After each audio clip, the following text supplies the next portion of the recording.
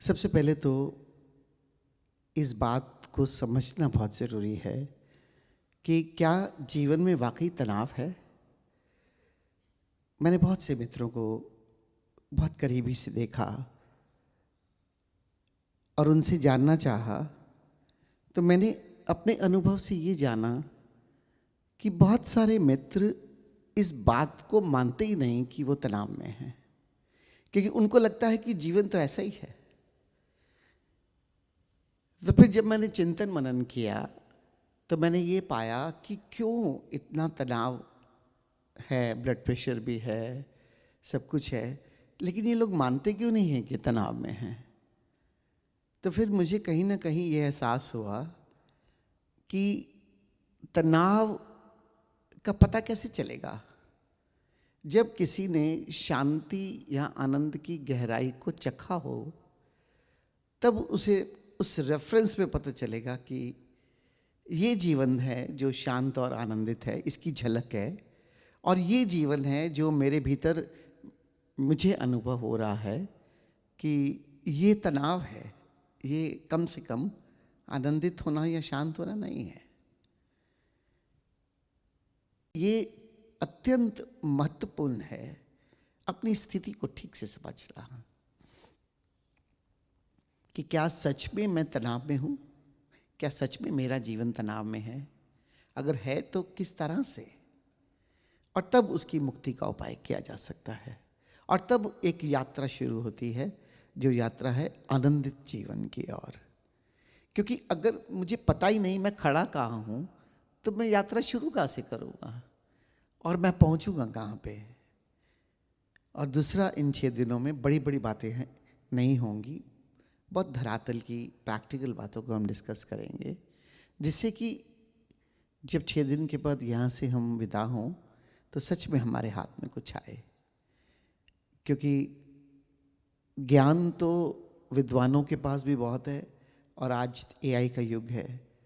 आप किसी भी माध्यम से चाहो तो बहुत बड़ी बड़ी बातें, बहुत सारी बातें हमें पता चल सकती हैं, लेकिन काम की वो हैं जो मैं अपने जीवन में उतार सकूं, अपने जीवन में ला सकूं, और जिससे मेरा जीवन धीरे धीरे रूपांतरित होने लगे तनाव से आनंदित जीवन की ओर।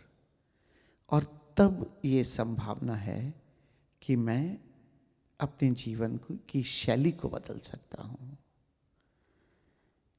I have seen many people in this life very closely, and the basic problem what I saw is observed is that people or friends don't realize that they are in stress. And why, when I just sit and try to observe what is happening, then I found maybe because they don't know what is actually the peaceful life is, what is actually the blissful living is. Because in reference to that, you can understand that you are not living that life. If you have not tasted the peace, if you have not tasted the blissfulness in your life, then how you will differentiate that you are in the stress? If a person who has experienced the both, that person can differentiate. This living is really a good living, full of peace, full of bliss, full of love, full of compassion. And the other side of the coin is that sometimes, or many times, I just have so much of stress in my life. So once you understand that the stress is there and the blissfulness and peacefulness is this, then only you can avoid the situation, the circumstances where you actually feel that I don't have to enter into stressful living, or I have to just be away from the stress. And then you move towards the peacefulness and move towards the blissfulness. और दूसरा जो महत्वपूर्ण बिंदु जो मैंने अपने जीवन में जाना कि तनाव के लिए हम अक्सर दूसरों को जिम्मेदार ठहराते हैं। हम ये नहीं सोचते कि कहीं मेरे अंदर कोई कमी है या मेरे अंदर कोई भूल हो रही है। हम या तो घटनाओं को जिम्मेदार ठहरा देते हैं और या फिर अपने आसपास के लोगों को कि आप ऐसा करते हैं तो हमारे जीवन में ऐसा होता है। पूरी जीवन की जो प्रक्रिया है वो पर केंद्रित है, दूसरा हमारे हाथ में नहीं, दूसरे की जीवन शैली मेरे हाथ में नहीं, लेकिन कारण उसके दूसरे की जीवन शैली के कारण मेरा जीवन तबाह हो रहा है। मुझे इसमें बहुत हैरानी होती है। तो फिर मेरे हाथ में क्या है? अगर दूसरा ही निर्णायक है मेरी शांति का, दूसरा ही निर्णायक है मेरे आनंद का, तो फिर मैं क्या हूं? और इस तरह से पूरे तनाव को, पूरी अशांति को हम दूसरे को कारण बनाते हैं। तो दूसरा महत्वपूर्ण बिंदु हमें ये समझना होगा कि दूसरा कारण नहीं है मेरा, मेरे जीवन शैली का में मुझे अगर कहीं भी कोई तनाव या दुख महसूस हो रहा है, आई एम द कल्प्रिट। ये समझने और जानने का सामर्थ्य ये मुझ में होना चाहिए, तब आप तनाव से मुक्त हो सकते हैं। And the second important factor is we always blame the other people, that the whole world and the incident is the reason of my stress, my panics, my state of just misery, or anything wrong is going on with me. That is because of the others. So if you really want to have a stress-free living, blissful living, then you have to just understand this, that you are the culprit of all these things happening in your life. No one else. Because if the other person is responsible, then what is the role of me in this life? So let's have courage to find out where and how the things are wrong in me, not in others. And the third most important point, what I feel for the stress-free, blissful living is that what you have to do, where this blissfulness is, from where it is coming, where the peace is. So I should connect myself, associate myself from the sources of the blissfulness, from the sources of the peace, from the sources of the love and compassion. और तीसरा महत्वपूर्ण बिंदु है कि ये शांति और आनंद ये है कहाँ पे जीवन में, जिससे कि मैं इससे अपना जुड़ाव बनाऊं। मुझे मिलेगा कैसे? मैं ऐसी जीवन शैली को उपलब्ध कैसे होगा? मैं अपनी यात्रा उस दिशा में शुरू करूं। और फिर संभावना है कि मैं तनाव रहित आनंदित जीवन शैली को उपलब्ध हो सकता हूं। बहुत सारे मित्र कहते हैं ध्यान करो, ध्यान करो, तनाव सारा दूर हो जाएगा। अगर केवल ध्यान करने से ये तनाव दूर होता तो ओशो ने 650 किताबें नहीं कही होती। ओशो ने सिर्फ और सिर्फ ध्यान की किताबें बोली होती। लेकिन अगर ओशो की देशना को आप ठीक से समझे तो 75% जो उनके डिस्कोर्सेस हैं वो जीवन केंद्रित हैं, जीवन से संबंधित हैं, वो जीवन शैली से संबंधित हैं, वो आपके अपने होने से संबंधित हैं, आपकी विजडम से, आपकी इंटेलिजेंस से, आपकी प्रज्ञा से संबंधित हैं।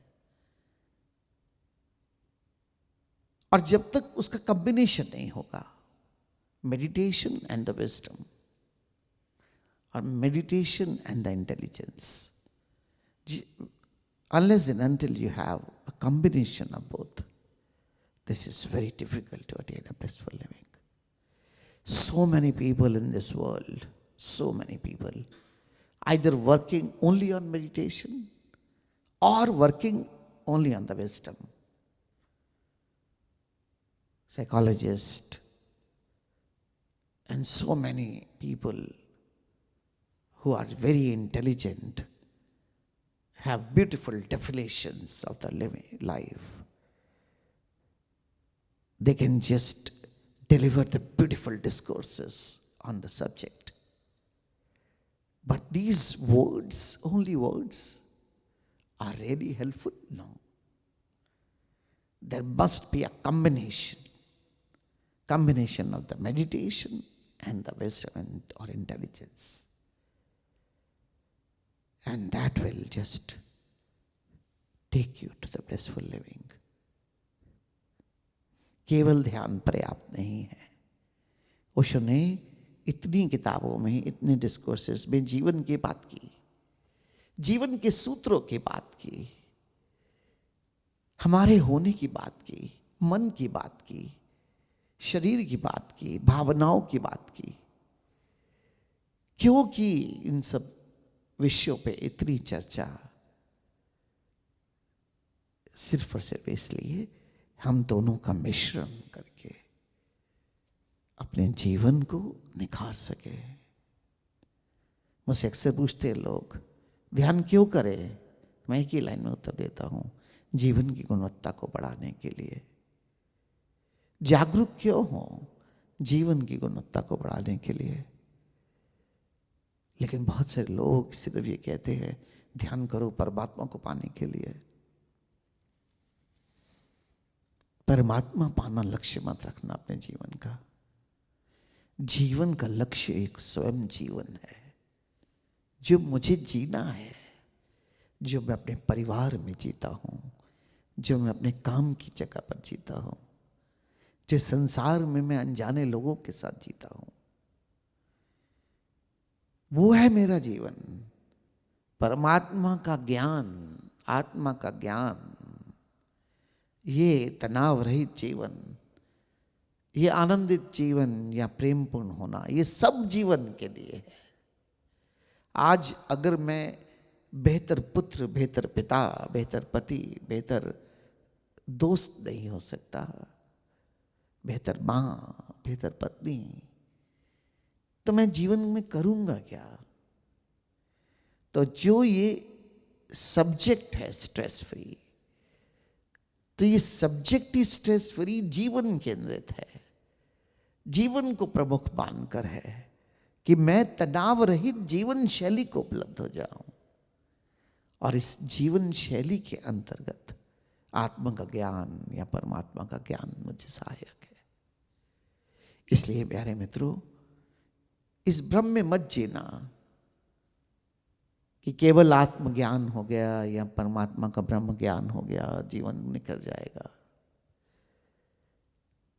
अल्टीमेटली इन सब अनुभवों को जीवन पर लाना है, और जब तक ये जीवन पर मेरे नहीं आएंगे तब तक सब दो कौड़ी के हैं। चाहे बुद्धत्व का ही अनुभव क्यों ना हो, सिर्फ दो कौड़ी का है। क्योंकि बुद्धत्व का अनुभव या आत्मा का अनुभव विधियों के माध्यम से आप कर सकते हो। भगवान शिव ने मां पार्वती को ध्यान विधियां दी, जिन ध्यान विधियों के चलते आप कुछ समय के लिए शरीर, मन और भावनाओं से पार जाकर अपनी आत्मा में स्थित हो सकते हो, आत्मज्ञान हो जाएगा। लगातार इनका अभ्यास करते करते आप हो सकता है ब्रह्म के अनुभव को भी अनुभव कर लो, क्योंकि एक प्रक्रिया है ध्यान। उस प्रक्रिया के अंदर चलते चलते मैं इन सब चीजों से दूर हो जाता हूं। लेकिन आंख खोलकर जब मुझे संसार में जीना है, तो चाहे आत्म या ब्रह्म का अनुभव हो, चाहे छोटा सा शून्यता का अनुभव हो, निर्विचारता का अनुभव हो, शांति का अनुभव हो, मैं अगर उसे जीवन में लाता हूं तो उसका कोई मतलब है। इतने लोग मैंने जीवन में देखे जिन्होंने इस प्रक्रिया के अंतर्गत अनुभूतियां कर ली, लेकिन जीवन खाली का खाली है, क्योंकि उन अनुभूतियों को जीवन के अंदर फैलाया नहीं उन्होंने। तनाव मुक्त जीवन, आनंदित जीवन शैली, वो भीतर के अनुभवों को अपने जीवन शैली के अंदर विस्तार देने का अनुभव है। The program of stress-free, blissful living means only that even you have the small experiences of your nothingness must perform in your day-to-day living. You should change your way of living with those experiences.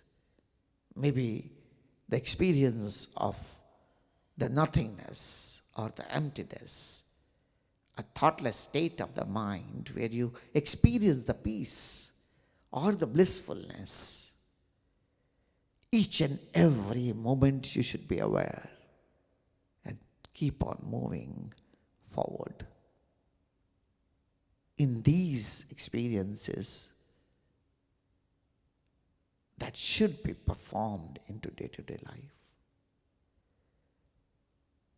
Meditation is to enhance the quality of living. And how you will enhance? The quality of living itself means the journey from the stress to the blissfulness. And with this, you have to be aware. You have to apply all the happiness. Your life should be dancing, singing, full of joy, smooth, no panics, no stress. And that is the purpose of meditation. Then you can just say that you are in the path of spirituality. Path of spirituality doesn't mean to experience with the techniques and you attain something. Path of spirituality means that your way of living should be changed totally. And this is the journey from the complaints to the gratitude, from the stress to the blissfulness, from the unconscious living to the conscious living, full of joy, full of dance, what our Master has said that.